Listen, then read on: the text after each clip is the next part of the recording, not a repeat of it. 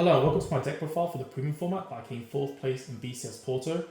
I actually played Regalia during Vienna, but things did not go very well. Game 1 I went against Grand Blue, going second by the way, which makes it worse because it built a lot of defense. But then I also had really bad time finding defenses, even G Guardian set my GV3, and also doing damage to Nile in the end because I was thinking, you know what, I'm not going to survive with this or even know how to guard, so it made the whole game kind of very messy, and it was going to overtime, so I just decided to take the 6 damage as there was seconds left in the game.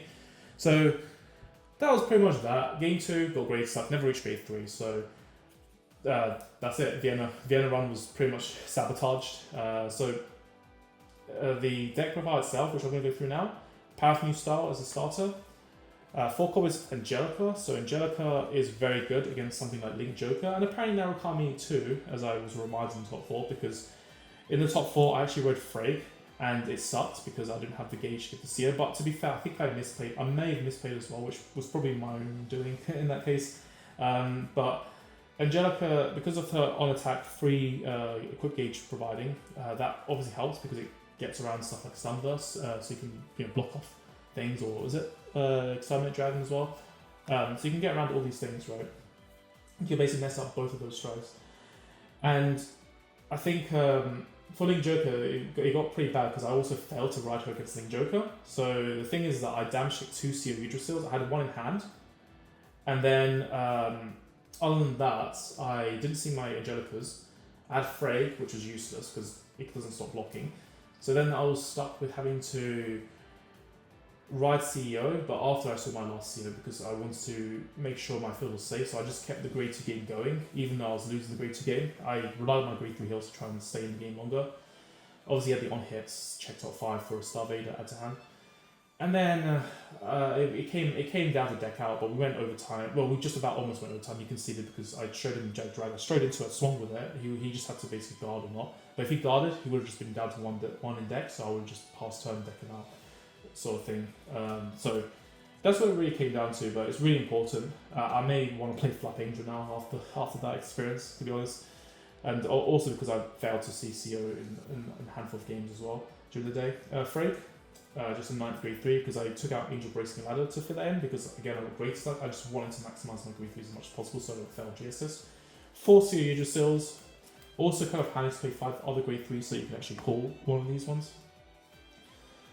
And then 4 Rugisas, so you can search for your Regalias and call them such as CO Yggdrasil or Far, whatever you see in the top 5 really, even Norn or even Throne for that matter, which lets you draw a card, has a Regalia name, which I took out Dioron to play this because I was playing less Regalias now as well, so I thought maybe it might be good if I try and maybe up a bit because Minerva's GV3 is really good and I don't really like missing armor, but there were some downsides. Now I was thinking that maybe and to be fair, I didn't really think about this very well because I've gotten a bit less attached to the game now. So my theory crafting, I've not been, let's say I've not been very sharp on it, and I don't really have many opportunities to test anyway these days. So there are things that I should have considered and kind of mucked up on, which is thinking about Link Joker. So Link Joker, I was thinking how they could probably damage choke me because of the grade 2 that gives crit to Vanguard, or Barrier Dragon, or because of Deluge. I was also obviously thinking about Gize a bit as well because it was starting to see Resurgence, so didn't really think it through very well. I don't think Gize was obviously a real issue, but then Link Joker, I mean if you're playing Angelica and your whole plan was just to give gauges back over and over to Norn, then you might as well have just gone with it because chances are you would have had gauges anyway most of the time, but I got so scared about the idea of not having Counterblast and if my opponent would exploit it.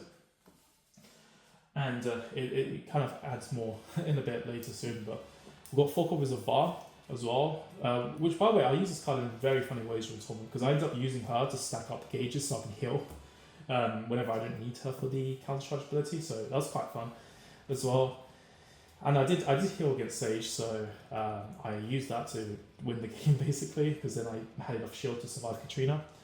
And then 4 Perfect Guards. And by the way, Katrina is so strong. I was actually underestimating. I think I've underestimated just how dangerous that deck actually is. But Recycle PG is good because you can obviously recur it, and then it's also got Regalia name. 4 of the promo G Guardian things, or V Guardians, or we're going to call them. So this card was actually very important because it's more G guys in hand. And if you're playing Angelica and you're trying to counter Kanye, you're trying to counter the Joker, all these like hand traps, everything, right? The thing is that if you're not doing as many drive checks with say Minerva or any sort of stride, then you're obviously going to do 2 and 1, right? Unless you do Marduk, you can get extra 2 on top. But obviously the thing is then that means you want to play more quality defense cards in your deck because then you see them more often. Because if you're relying on less filter, right, then you're going to need your limited amount of filtering to actually be of higher quality, and that's where this comes in. Unfortunately, against Narukami, I failed to actually use this in many ways actually, because my heals were getting binded as well, so it was very awkward that game, and not just for that, but also for All Day Now as well. So weirdly enough, these cards, I mean, Narukami is a bit of a kryptonite deck in some ways, because even though your field is protected, if they go after your drop zone with the grade 3 that binds 3, it gets pretty dire because they actually do make some of the cards kind of awkward as well, and makes it very tricky to play. But this card is also very handy because it can become a 25k shield potentially. It returns 4 to deck, which is really good because it means that you have more ways now for actually preventing deck out, which is what deck needed to begin with. And on top of all that, being able to treat yourself as a G-Guard so that you can deal with ground blue better, which helped me in games against like Victor in top 4.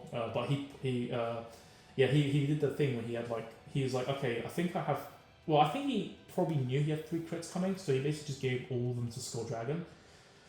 And then he basically resetted his crits because of that and pushed the damage needs just about edge a win. It was a very close game.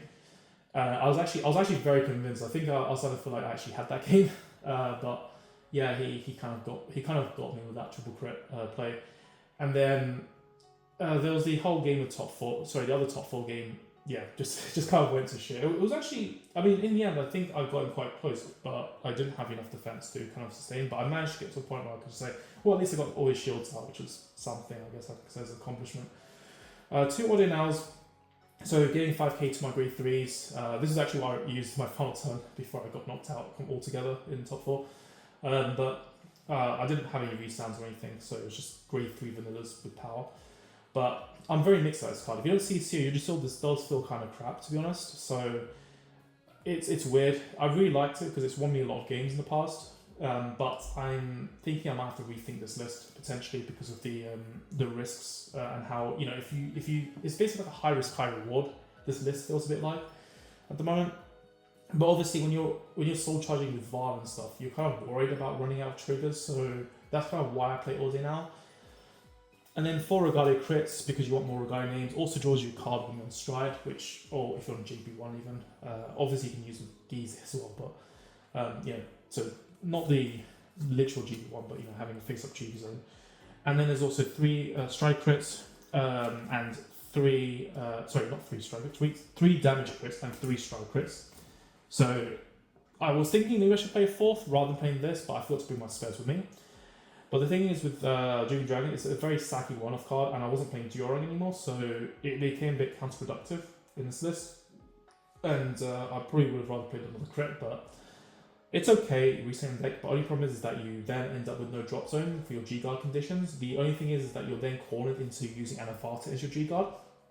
So that does give you less flexibility. It can also make GB3 Minerva actually a little bit trickier to use, I think.